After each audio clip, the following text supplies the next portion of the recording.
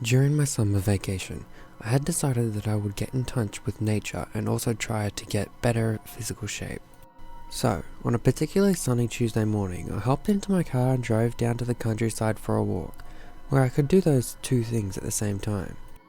Just as I had hoped, the weather remained pleasant once I reached my destination.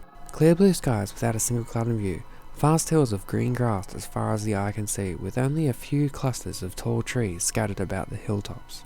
And when I looked out far enough onto the horizon, I could see sparkling blue seas stretching out on for what seemed to be infinity. I love this city, but hell, this place looked fucking amazing. Still, I get the feeling the novelty would wear off quickly if I stayed around too long. I set off walking, heading up the nearest and the steepest hill before me. The fresh air was bracing and clean compared to what I'm used to in the city.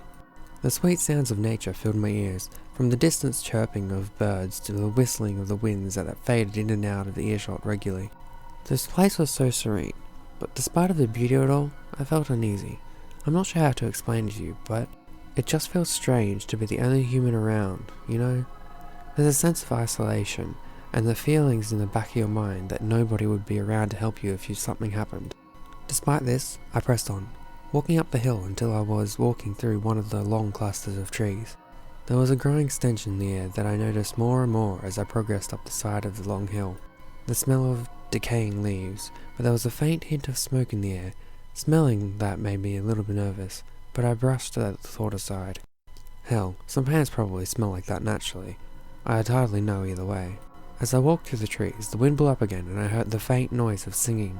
It grew louder and louder over the span of a few seconds, and then it suddenly died down entirely. And then I heard a voice, a sweet and soft voice that sent chills down my spine for some reason. "Hello there, what brings you out to my neck of the woods?" I turned quickly, half expecting to see some fucking leather-faced-like monstrosity, and to my surprise it was a woman standing before me. A rather attractive one at that. She was a little on the short side and somewhat skinny, and her skin was strangely pale.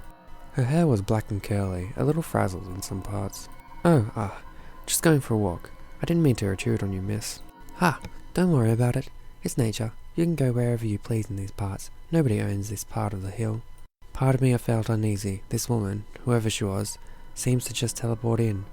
Not a single sound of indicating her approach. Maybe the wind drowned out the noise, but, well, there was no signs of footprints anywhere around her. So I take it, you like it here? It's a really stupid question to ask, but I was nervous at the time and just blurted it out. Thankfully, this mysterious woman was a kind individual and didn't mock me over the stupid question. "Sure do. I was born and raised in this part of the country. Feels like I've been here forever." That sickly scent grew a little more intense in my nostrils, and I tried my best to suppress my disgust at the smell. "I'm not alone though. I have a husband and a daughter, and we're eager to meet new people," she added. "Well, that's good to hear. Family is important and all," I replied, feeling more awkward and uncomfortable around this nameless woman. "Ain't that the truth? Hey, why don't you come to our house for lunch? It's just over the hill there." She pointed upward, and I followed the hilltop to where her finger was pointing. The wind suddenly kicked up, made me flinch, and once I turned around I noticed the woman I was chatting to had completely vanished. At the time, I thought this was just some creepy prank being played on me, you know, country folk wanting to get the good laugh at the city kid. I laughed nervously to take the edge off, but I was utterly alone at that time. Seeing as this woman wasn't going to reappear anytime soon, I continued trekking up the hill to continue what I came here to do. The walk up the hills gradually took my mind off the strange events from earlier. The ambience of nature took hold of me again, the soft sounds of birdsong and the grass crunching underfoot filling my ears. The smell persisted and just continued to get stronger. I came over the hill and was greeted to a sight that made my heart stop, beads of cold sweat breaking out along my body and from sudden fear. A burnt-out husk of a house on one relatively flat patch of land beneath the other slope of the hill. I don't know why, but I started moving down the hill, getting closer and closer to the smoked-out ruin to investigate it. I can't quite tell how long ago this fire happened, but the freshness of the smell makes me think it couldn't have been more than a day or two ago. The flames hadn't spread too far from the structure, and whoever owned the place seemed to clear out of the grass that surrounded their home. Lucky too. Could have set the whole place ablaze. When I reached the clearing and got a better look at the burnt-out home, I had to hold my shirt up to my nose, anything to block out the stench. I surveyed the ruin, pressed closer to it until I felt something loudly crunch under my foot. I pulled back my foot, and then a bone. a scorched human bone, cracked under where I had just walked on.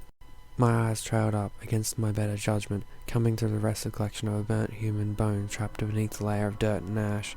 One empty eye socket stared right at me, shook me to my core and sent me staggering backwards.